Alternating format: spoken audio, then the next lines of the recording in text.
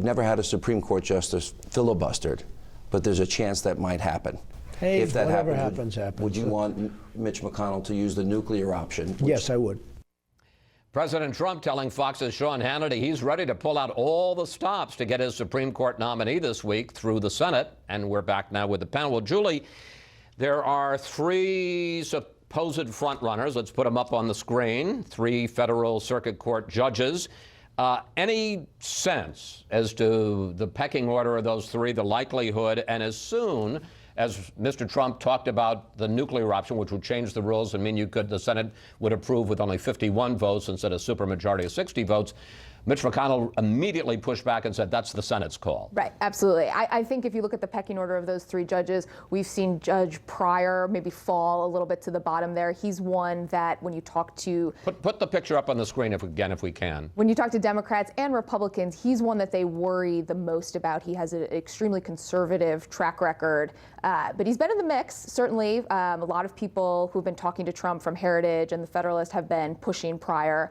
Neil Gorsuch seems to be rising at the moment, and we were talking about this a little bit in the green room. This is actually someone that I think that Democrats might have a harder time using the filibuster against, and so certainly because he is seen as certainly not a moderate choice, but if you look at his track record, he would be, I think, more acceptable to some people from red states than a Pryor even would. And politics comes into play enormously once you've made this pick, and I think given the atmosphere in Washington right now, the anger among Democrats about the way that Merrick Garland was treated, they are going to look to be really aggressive. And so anything that the Trump team can do to put someone in position to actually get approved by the Senate will help them out. We asked you for questions for the panel, and we got a big response on this one. First of all, this on Twitter.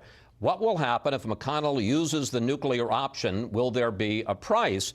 But on Facebook, Marilyn, speaking about what Julie was just saying, remembers Republicans blocking the nomination of Merrick Garland to the court last year. Dems should block any and all Trump appointees, just like McConnell did to Obama. Or is this different now? Karl, it seems like this is going to be an even bigger political fight than usual. Yeah, well, it is different. For the last 80 years, no president of the United States has nominated in his final year and seen approved to the Supreme Court any nominee. It's not happened for 80 years.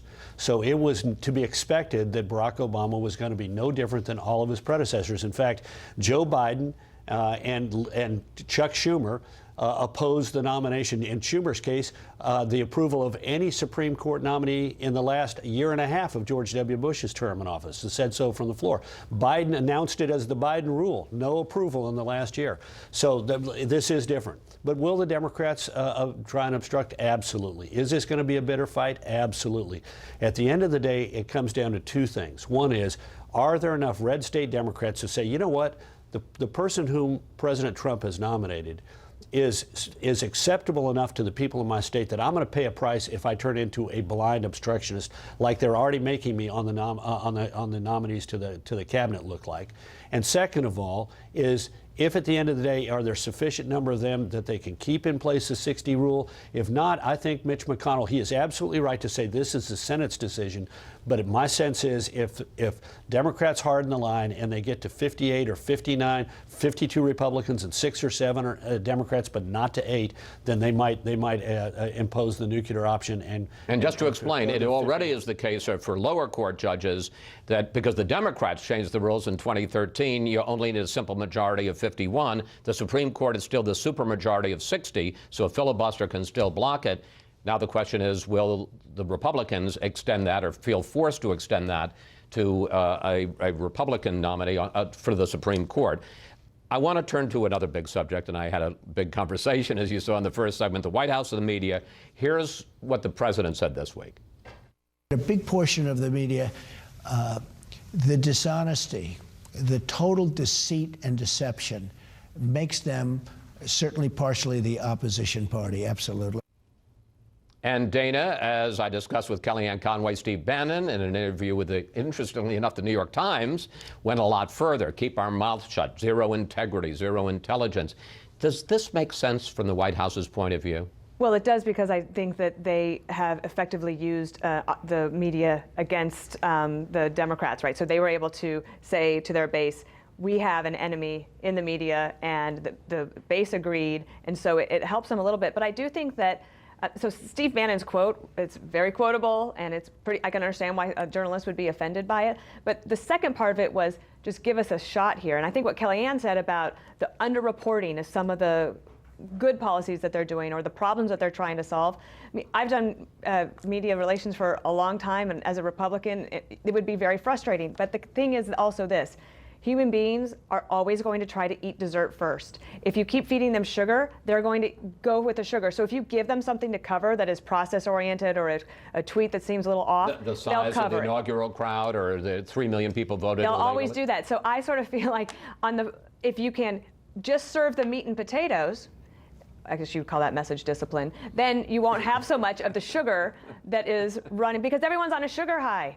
And I think it's important to note, though, Kellyanne talked about us not wanting to cover policy. On Friday, the president signed this order on refugees. It took 2 hours for the White House to give us the order. Right. It took several more hours to get the list of countries from them that this would actually impact. And then it took another full day to get an actual briefing on the details. We are desperate to cover the policies that this president is implementing. The White House, though, is not helping us do that. Let me bring Chuck into this. Politicians, as I've just said to Kellyanne, complain about bad press all the time. Is this different? This is the President of the United States declaring the media, which, by the way, he's not precisely defining. He's, but we think we know who he's talking about, as the party of opposition. And the implication of that seems to be, well, I don't have to cooperate with them or work with them or respect them or treat them. But, it's in a democracy, the opposition is not the enemy, okay? Even if you identify someone as the opposition, you sometimes work with them, you talk to them, you compromise with them, you attempt to match what you consider their bad faith with your good faith.